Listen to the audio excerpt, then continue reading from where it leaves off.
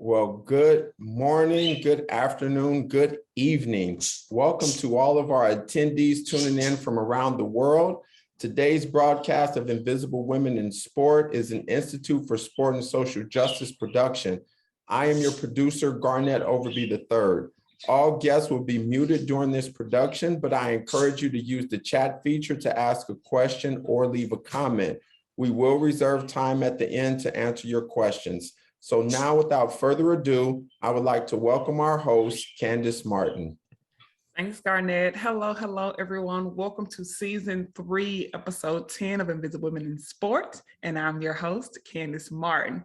Today, I'm looking forward to talking to our guest, Miss Inez Vera, Director of the Academic Center for Student Athletes at Central Connecticut State University.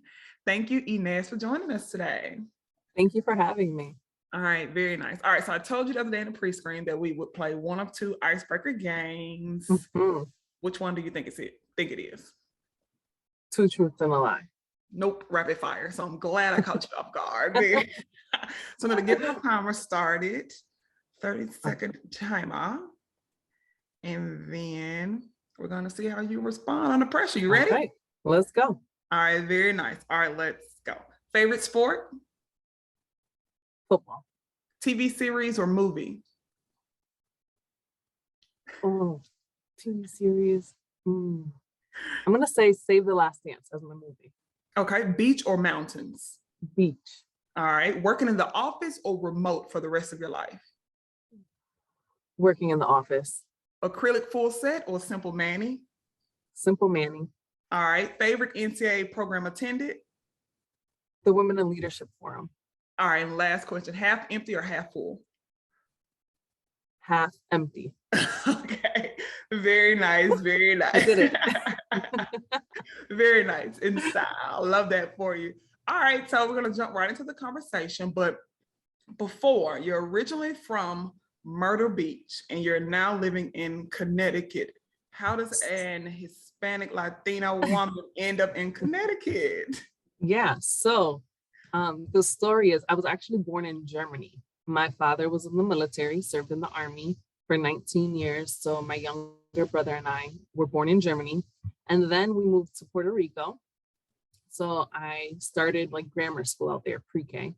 And then my parents decided for different reasons to give us more opportunities to move to the States. So English is not my first language. We were raised speaking Spanish in the home and in school. And so came to the States around 2nd grade. And so, yeah, I am a country Puerto Rican girl who moved to the up north, and I've been up north since. So I finished high school up in Connecticut and attended college at Central Connecticut State University. So Ccsu has been home for a very long time. But yeah, that's kind of my story and how I ended up in Connecticut. Very nice. I like to think I'm a little bilingual. I'm not. Okay. I'm not. Before you were about to say, okay. No, I'm not. I'm not. I like to think it's never too late. It's never too late. Not at all. You know, I'm trying to learn. Very nice. All right. So we're going to jump right into the conversation. So pretty much just to get us started, you know, how did Inez get her start in the sport industry? What did that look like for you? Yeah. So Inez being part of the sport industry was never a thing, right? That was never my goal. My dad was a baseball coach, so I've been surrounded by sports my whole life. I played volleyball in high school, but never at the Division I level. I never really thought of myself working in athletics or with athletes. And so one of my jobs as a first-year advisor, I advised all first-year students, and I had the pleasure of working with student athletes and just connecting with them.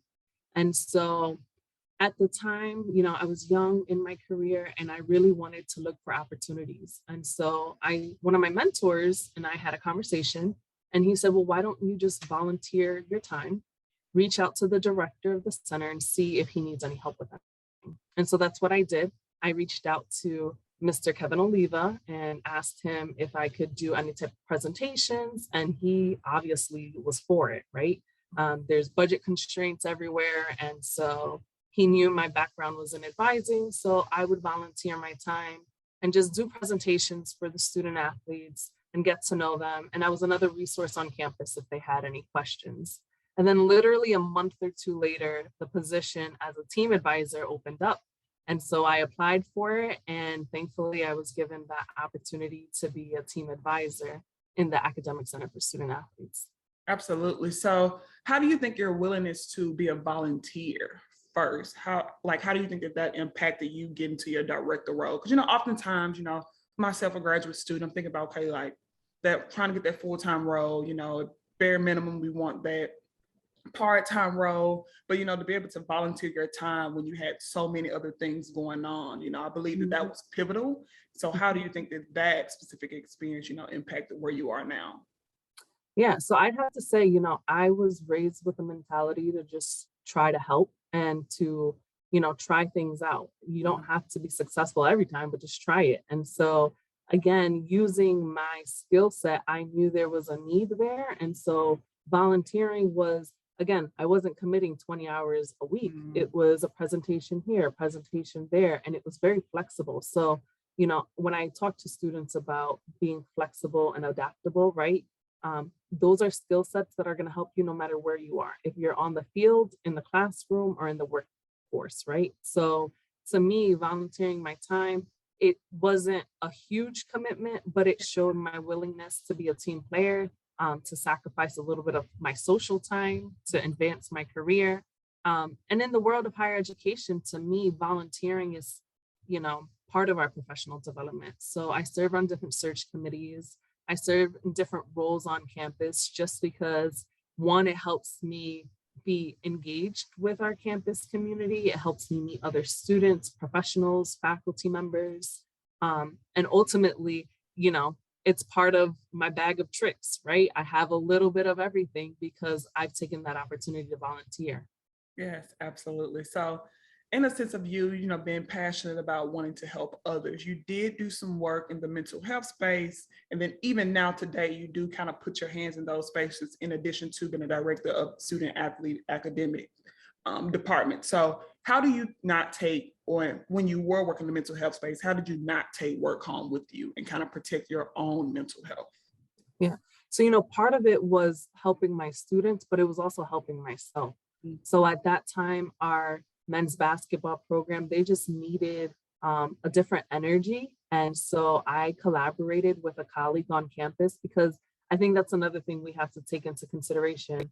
We take so much on and we try to wear so many different hats, and we have the resources, right? So we are so lucky enough to have resources on campus where I was able to contact a colleague and just say, hey, can you help me with this? And she was totally on board. And so we created a 1-year program where we met with the team on a monthly basis. And again, it not only helped the team and their group dynamics and communicating with one another and being transparent with their feelings, but it also helped me to see them in that vulnerable state and to kind of check in with them and to learn other ways of approaching some of those conversations. So, but I think that balance of leaving work at work and then going home. I'm a first-time mom, and so I have a beautiful baby girl at home. And it's just it kind of like is instant, you have to switch gears and you're chasing her around. And I'm a full-time entertainer. That's what I say. I sing, I dance, I'm on rhythm all the time with my daughter. So it's one of those things where she motivates me to really make sure that when I'm at work, I am 100% committed. I'm available.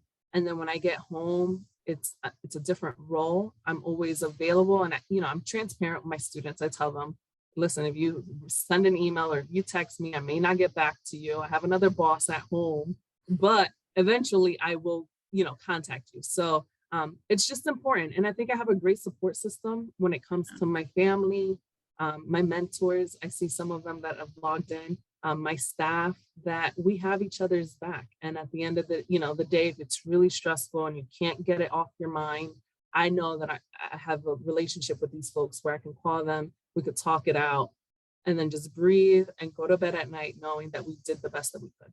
Yeah, absolutely. How old is that little boss baby? She's about to be 2 in October.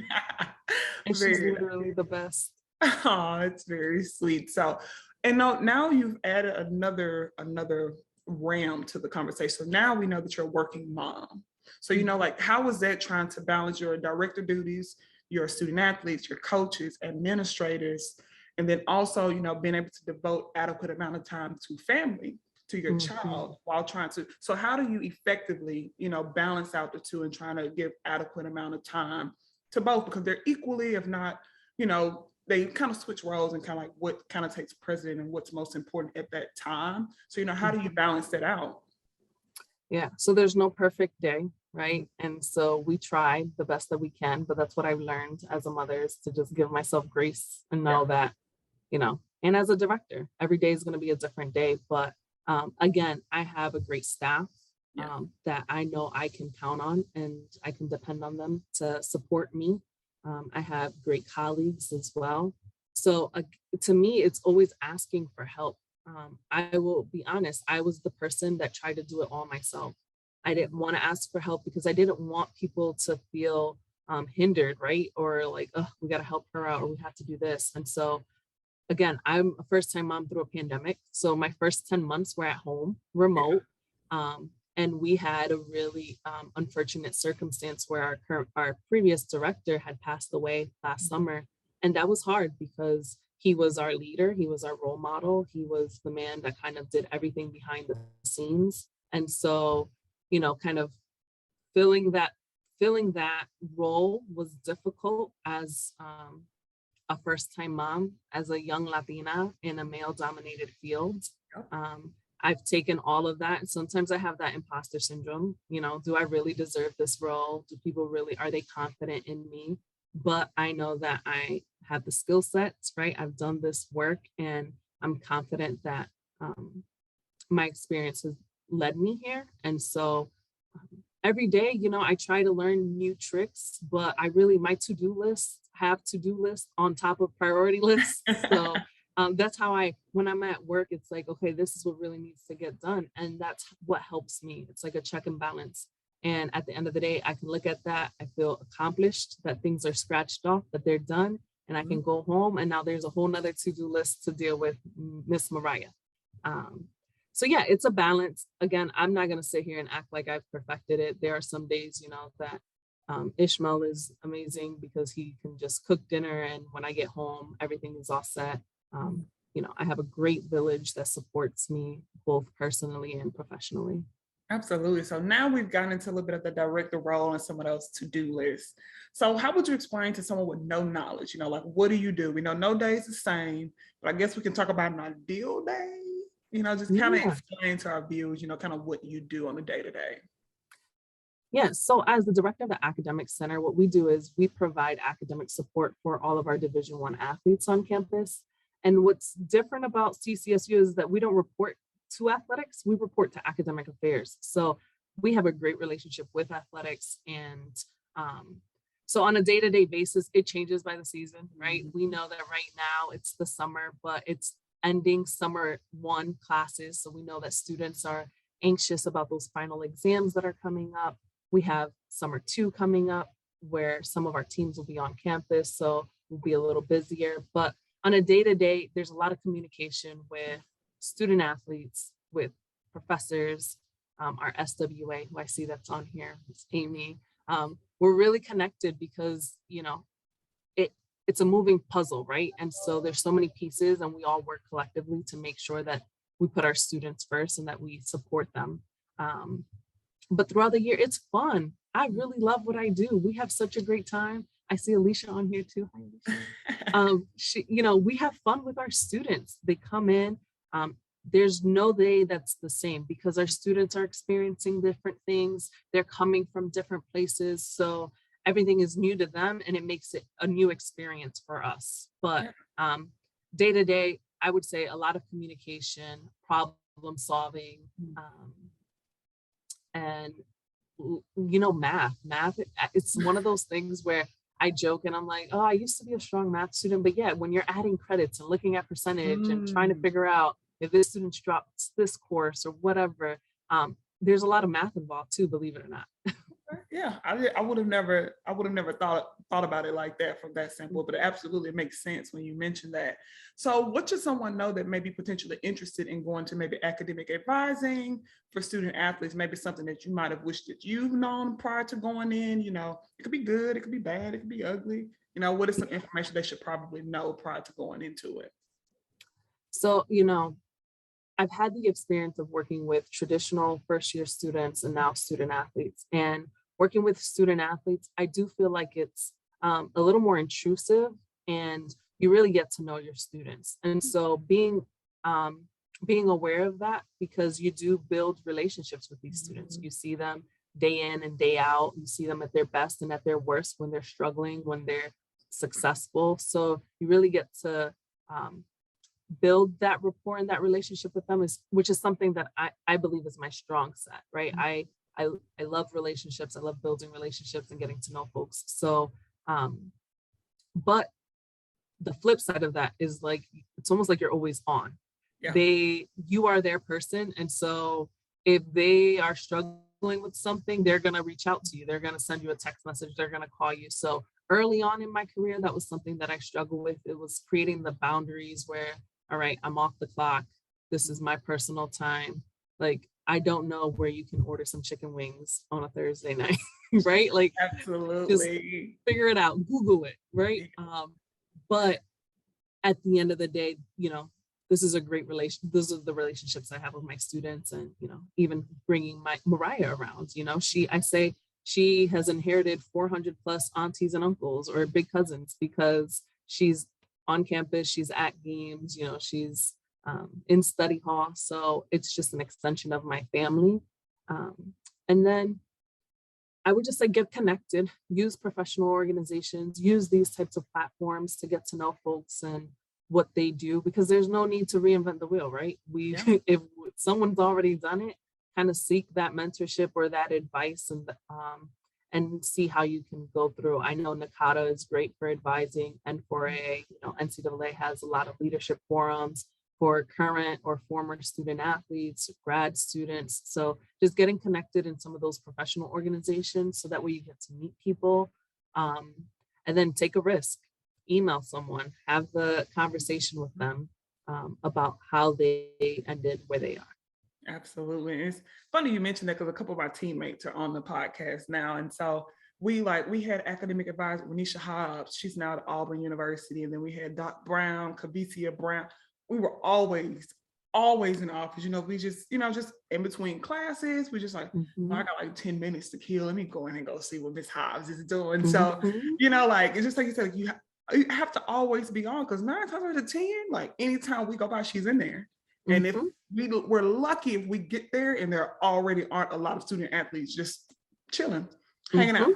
So I definitely agree. Like, you guys are always on as academic advisors, your mothers, your aunties, your uncles, your godparents to the student athletes. And I do think that you guys definitely play a vital role in making the student athlete experience great and what it is. Yeah, thank you. Yeah, absolutely. All righty. So want to talk a little bit about some more things that you do on campus. So you are a member a hearing board member for the Office of Student Rights and Responsibilities at Ccsu. So what does that kind of look like for you? What are some of those responsibilities look like? Yeah, so again, that's volunteer at Ccsu. And nothing, you don't get a stipend for anything. It's just something that I was interested in. Prior to college, I was obsessed with Law and Order SVU, and Detective Olivia was like my idol. I wanted to be her. And so part of me knew that criminology wasn't for me, but serving on our Student Rights and Responsibilities Board, it gives me an opportunity to just learn about the campus climate and things that are going on campus and how it's affecting our student population. And so honestly, the way I got involved with this, it was a spring semester. I had a student athlete come looking for the director because he was charged with academic misconduct, and he had no idea what to do. He was facing dismissal and just was in complete shock. And I was so bothered because I didn't know how to help him. I didn't know the process. I didn't know the system. I didn't know, how many tries you have. I didn't know the appeal process. So that that incident, that experience just sparked a whole movement for me personally and professionally. And I just started doing a lot of research. That entire summer, I researched academic misconduct, academic integrity. What are the rules? You know, we have student handbooks, but are students really reading this?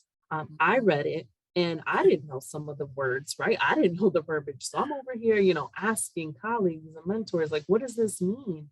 And then I really just got an understanding of it. And moving forward, I created an academic integrity workshop that we have every summer or during our orientation, during preseason, to talk to our student athletes and to let them know it's coming from us, right? We're not here to judge you. We're auntie, uncles on campus, and we want to share this information with you, not to scare you, but so that you are informed. And so that when you go and make a decision, because Auntie Inez already told you these are, the consequences for every decision you make, whether it be good or bad, there will be a consequence. And so, I take it as one of those experiences where it really just kind of pushed me a little bit to get involved with something that, again, I didn't think I would be involved with. But now as a hearing board, whenever there's a case on campus, whether it be Title IX, academic misconduct, any infractions within the residence halls, we volunteer our time and we hear the students. And we just try to provide them an educational setting, right? We're not forcing any walls on anyone. We're not putting anyone in jail, but we do want to give students the opportunity to learn from their mistakes. And so again, I use this as an opportunity to share stuff with my students, right? If you cover that smoke detector, it's an automatic dismissal from residence life, right? They don't know some of that. And sometimes when you make it a little more personal, it kind of clicks and resonates. So yeah. Absolutely. And I do think that speaks volumes about the type of person, academic advisor that you are, just because a lot of people may have just washed their hands with the situation after it was over. But instead of doing that, you researched. You said, okay, so this happened. I recognize that it happened. So how do I prevent my student athletes or any students that I serve from this point on from not getting this situation, or at least providing them with all the information necessary up front so that I can at least say, well, TT, I told you. TT told you that you couldn't do that. And so you decided to still do that. So now we're here. And we talked about in the pre-screening how every decision that we make has a consequence. Whether it's positive or negative, there is a consequence and as a result of those actions. So I do think that definitely speaks volumes about the person that you are and how you serve your athletes and students that you continue to. All righty. So in your 1 year, you're still in your 1 year as director. So what has been the biggest lesson that you have learned so far? Learn how to use Excel. Oh man, Excel is a beast. It can work wonders. And so I have been learning how to use Excel and all the ins and outs. But I also, I talked about Mr. Kevin Oliva and what a great leader he was. This man did so much behind the scenes that we weren't aware of. And so now as the director, kind of seeing the bigger picture of things as an advisor, your day in, day out, you know what you have to do, you kind of know what the season is, but as a director, there's bigger pictures, right? And so just, learning a lot of that and just taking it day by day.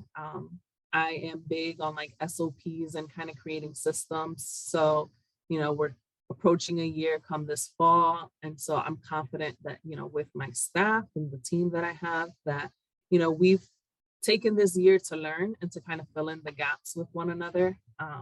To me, it's also just taught me a lot about my leadership. I felt very intimidated to change because I was now a director and it's just not authentically who I am. And you can't, be you because that's the best version of you. And so this past year, yes, I've gotten, some folks telling me can't be too friendly, or I can't do this, I can't do that, or I should change the way I do things. But I'm confident that it's gotten me where I am. My boss doesn't complain about it. She supports me. My staff seems to be okay with how we're doing things. So I will continue to be transparent with my team and with my students and staff and faculty on campus, and take any, feedback, and just hope to grow after this year. Absolutely. I think that's very important, as young professionals or even current professionals who have been in the industry, going into roles, you want to ensure that you're your authentic self.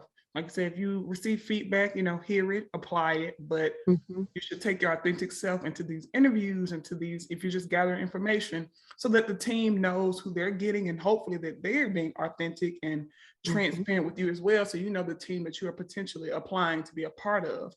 That way you can actually see if the two will kind of mesh and go together.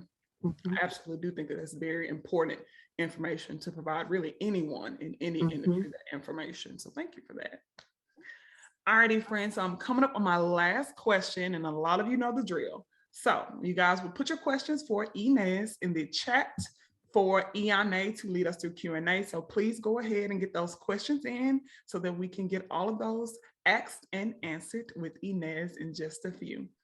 All right, Inez, so we kind of went through this the other way a little bit. So question I like to ask all my guests when they come and join me, what would you tell your younger self? What would you tell younger Inez, She's 14, she could be 10, she could be 21.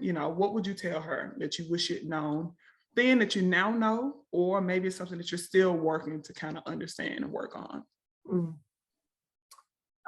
So yeah, I've been reflecting on this because it's one of those things Left on it. where, yeah, and just also thinking about the places I was, right? In South Carolina, I was the only Puerto Rican. I wasn't Black enough for the Black students. I wasn't white enough for the white students, right? And so I tried to not speak Spanish around my peers, not listen to the music. And then when I entered college, I kind of that identity of being a proud Latina and not having to wash that out to fit in. And so be you, be authentic. And then most importantly, as a first-time mom now and as a director, is literally giving yourself grace. You are not perfect.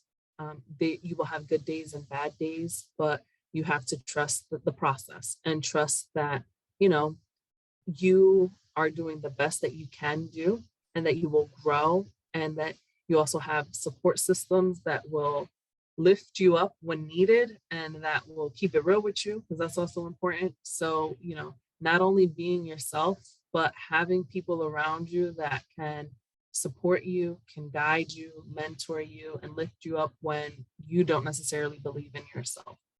Absolutely. And I think that if I could sum up all the women that I've spoke with in like my time as host, the majority, there are 10 out of the 10, 9 have said, giving myself grace.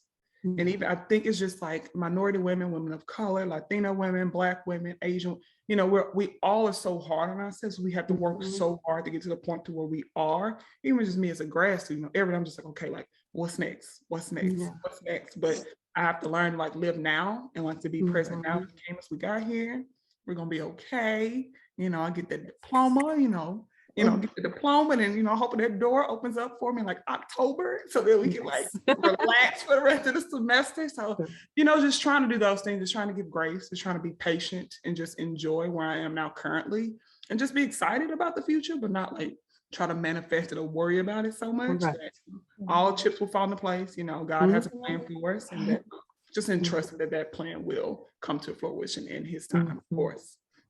Well, all righty, Inez, this is great. I am going to pass it over to Iane Miranda, and she's going to lead us through Q&A. Alrighty. Hello, you all. So I'm going to start our Q&A off with my own question. And I typically pose a similar question to a lot of the people that work within like student athlete development, player development, student athlete affairs. So my question to you, Inez, would be, what is one program that you've implemented that you're most proud of, or one that you got to work on that you're most proud of? Yeah, so one of the programs that I know Garnett and I were talking about this earlier was the bystander intervention. We did that with all of our student athletes on campus in collaboration again with our Office of Victims Advocacy. And that was just rewarding work because it's hard topics to talk about, especially with this population. And so it was empowering and rewarding to see students really engaged in the conversation and having that difficult conversation and holding each other accountable. That was like, you know, when you can sit in a room and we're having this dialogue and then students are kind of policing one another and kind of calling each other out for some of the things they've said, was really rewarding just to see the type of feedback that our students gave us for that. So that was something we've collaborated on. And then I would say in-house, I just like to do a lot of campus resource activities. So again, with the pandemic, it's been kind of hard because everything's been virtual or remote, but we often ask campus resources to come down to our study hall center and provide a presentation, whether it be the Learning Center to do time management and study skills, if it's our Office of Counseling and Wellness to talk about mental health or coping strategies, even financial literacy, right? Some of our students are taking out loans and don't know what they're doing, don't know what a credit card is, right? You get this offer and you just open it up, start charging all of your food on it, and they don't know how to repay it. So those are some of the programs that aren't super magnificent, right? But they're literal and our students need that. So I'm looking forward to kind of building off of that within this next academic year. I like that approach. And I know that you said they're not super magnificent, but I feel like a lot of people in my generation complain that like, oh, we know the Pythagorean theorem, but we don't know how to use credit. So it's like having programs like that are definitely important. So our next question is from Garnett, and he says, can you please tell us about the red flag on the wall you have behind you? Yes. So the red flag is it's a program on campus. It's called the Red Flag Campaign, and it's to raise awareness about domestic abuse and relationships. So what we do is we partner again through our Office of Victims Advocacy and different departments on campus within student affairs. And you will literally see a bunch of red flags on campus that have warning signs or triggers, or, you know, in some cases, personal stories of students who have had to deal with any type of domestic abuse in relationships. And so that's one of the campaigns that we have on campus to just raise awareness. And we really encourage our students, you know, if you see something, say something. If you're concerned, I personally, I remember the Red Flag Campaign my freshman year. I had a family friend member who was a victim to domestic violence and passed away, leaving behind 2 children. And it's one of those things I reflect on all the time. You know, what were some of those red flags? Did anybody see anything? Why didn't we say something, you know, whether it be cultural or not? We have to take care of one another and just make sure that we're looking out for our friends and our families, right? So that's one of the campaigns on campus. So whenever you're at CCSU, you may see red flags throughout the campus, raising awareness. I also think that plays back into the bystander effect that you mentioned earlier, because I think a lot of times people don't intervene because they don't know what to do. And so having a project like the bystander effect really does help educate people and take off some of that pressure so that when they're in those situations, because they happen, that they're better able to be a resource for the person who is a victim. So Correct. I like that. I like that. So our next question is from Maya King. She says, what advice do you have to build a meaningful network and stay connected? So, you know, that network part of it, I say be aware of what you're looking for, and be strategic with that. I was blessed to have mentors on my life who kind of coached me through.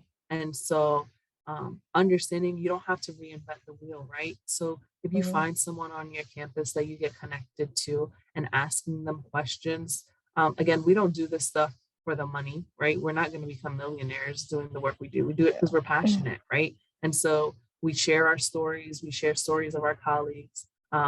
I don't want to get super emotional, but Miss Leah Skinner's on this call, and she was the admissions counselor that granted me admissions into this university. I had low SAT scores, and the university was like, nope, she can't get in. And Ms. Leah Skinner oversaw kind of a university support program for Latino students. And she signed me up and she said, you're going to work for me. And she hired me as a student worker. And I had the privilege of working with her for 4 years. And she's been a great mentor and now friend, colleague. And it's folks like Leah who kind of push you when you don't want to be pushed. There are many times where I was very comfortable and I didn't want to apply for another job, or I didn't want to have to do something. She's like, no, you're going to do it. She's like, and you need those people because sometimes as women, and I can speak for myself as a Latina woman, I question a lot. Like, how am I where I'm at? Like, how? I barely spoke English. I clearly bombed the SAT scores. But I know that I've been motivated and that I've had such a strong support system, and I am because of them. Literally my success is because of them. So find people who are going to keep it real with you.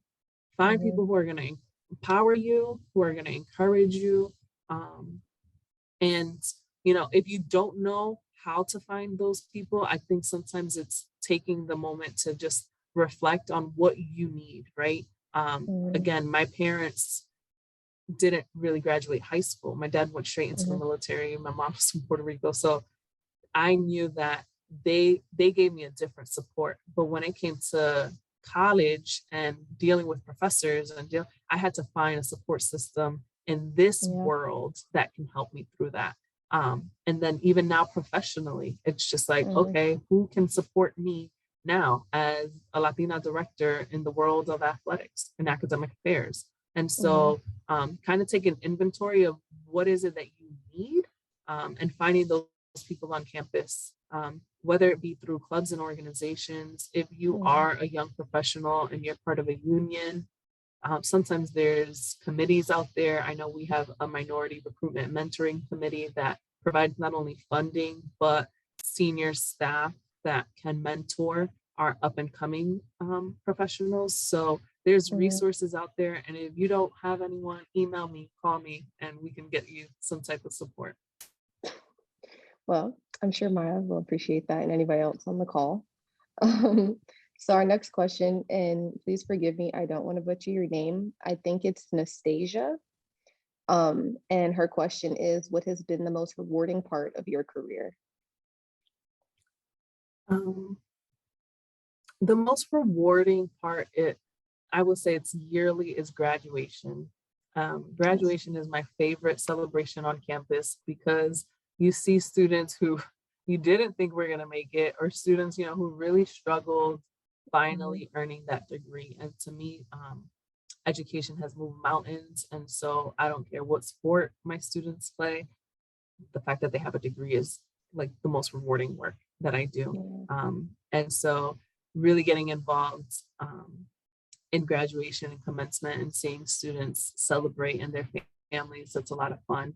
And then just the relationships we build, right? Graduation is great, but life after graduation, I still have great relationships with my former student athletes. They'll call me if they need someone to talk to, or if they need a letter of recommendation. They text me for Mother's Day. Like, it's just great because you've just expanded on this family of students. Yeah, I'm sure for somebody who talked about relationship building as being one of your strengths, that does mean a lot to you when they reach back out to you, like after graduation, stuff like that. Shows that your work counted. So our next question is from Miss Leah, and she says, what do you think are some of the challenges, if any, being a woman of color who is a director? So there's a lot of like those internal challenges, right? You get to meetings and you're just like, did I, was I able to, am I allowed to speak on behalf of my students yet? Is this a time that I'm just supposed to observe? I've struggled with that because I'm the type of person, like, this is a year in, right? I am an observer. So I like to just take a seat, kind of observe everyone, see how they're moving. But I now have a seat at this table. And as a woman of color, is this my opportunity now to challenge folks and to challenge policies, because I'm bringing this diversity lens, right? I'm bringing a different experience that some people haven't had. And so that's something I struggle with personally, professionally, is this the time? And so there are moments where I am praised by my colleagues for speaking up. And there's moments that, I know some people just rather not, right? Because people resist change and they don't want to hear anything different. So, but, thankfully I have people like Leah and I have other folks on campus that will support me. There have been days that had been tough and difficult, and I get really emotional because I want to do the best that I can. And sometimes you don't know. And I will say, with this whole virtual stuff, like, you really don't get to see people's actual reactions. And you feel like when you're talking, people are just kind of dozing off and looking somewhere else. And so you're like, maybe they don't want to hear what I have to say. But again, I think the work that I do is also my students. It's rewarding there, right? So any challenge that I have working with students just shows me that I'm in the right place. I am the director now. I'm able to make some policy changes. I'm able to look at things differently and to support ultimately the students that I serve. Oh, I love that. It shows that you really care about what you do. Thank you. So our last and final question is from Krista. And she says, is there anything you would have done differently earlier in your career? So if there was anything I would have done differently,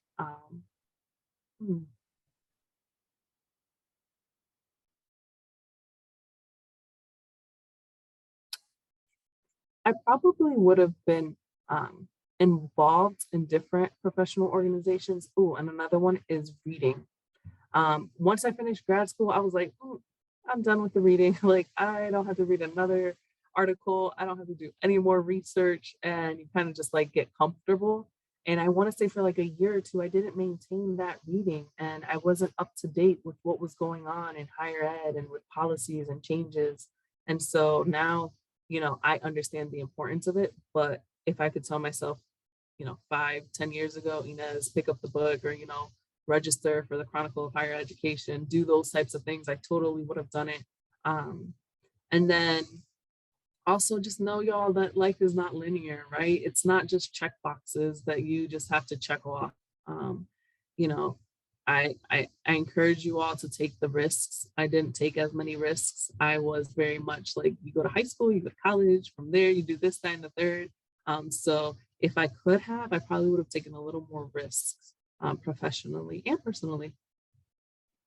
I can agree with that. But I think like the lack of taking risk can also be to like, when you're a first generation, you're trying to play it safe in a sense because there's so much pressure on you to like make it to the finish line. So it's like, okay, like I want to be risky, but like I can't afford to be risky. So I'm in a financial aspect, a mental aspect, emotional. So at the end of the day, you give yourself grace, and I think you should be proud of all that you've accomplished so far. So thank you. I appreciate it.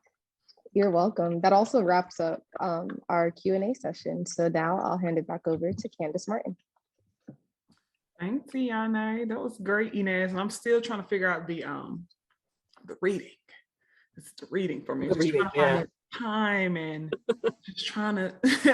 just trying to get a good book. So do you have any books that you would recommend to me or to like any of our listeners?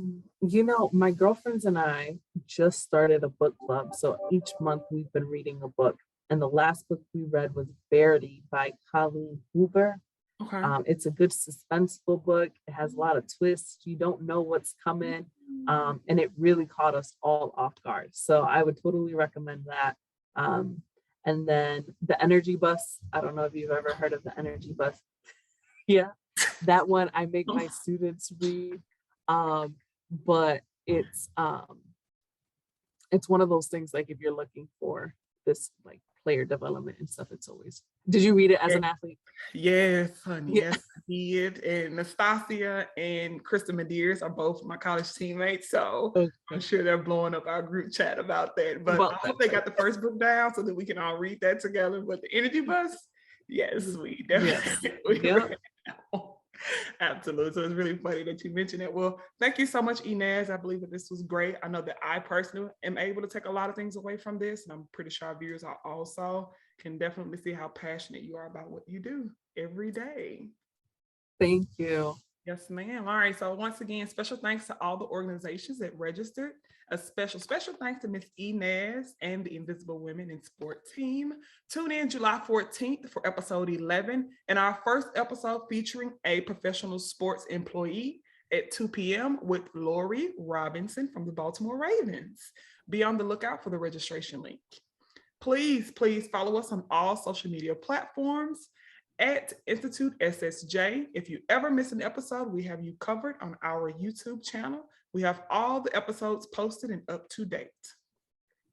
We thank you all for your support of Invisible Women in Sport. We are a non-profit organization with other programs that impact various social justice issues. We would like to extend a special shout out to Central Connecticut State University for sharing Ms. Inez with us for today. Please use the QR code that was displayed on the screen to support us with a financial gift as we continue to change lives through the power of sport.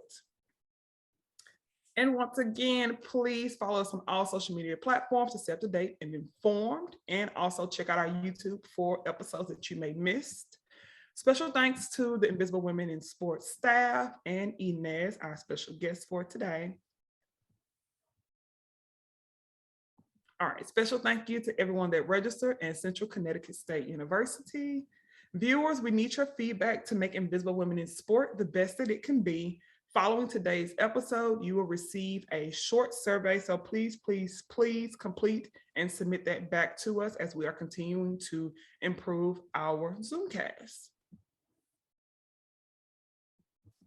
Want to listen again? Once again, follow us on all platforms at Institute SSJ and check out our YouTube channel and Apple Podcasts for any episodes that you may miss. And friends, we get a lot of inquiries about connecting folks with internship opportunities. Even our supporters or members have internships available, please send your information to our producer, Garnett Overby at goverby@sportandsocialjustice.org. So we can send that out to people reaching out to us. And once again, go ahead and register now for July 14th, episode 11 with Lori Robinson. And please be on the lookout for that registration link. And once again, I'm your host, Candace Martin, for the Invisible Women in Sport Zoomcast. See us now. See you later, friends.